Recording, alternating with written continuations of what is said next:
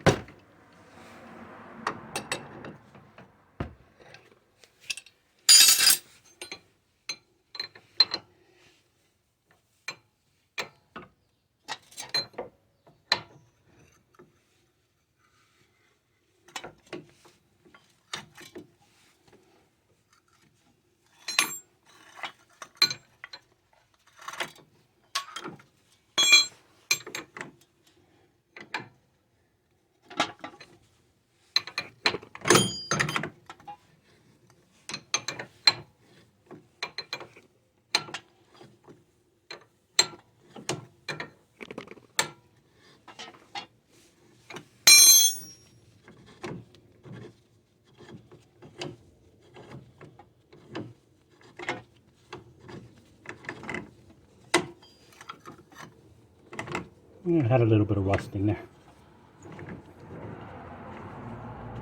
Good thing in Phoenix we don't get that much rust, and it's really easy to take things off with a little bit of WD-40.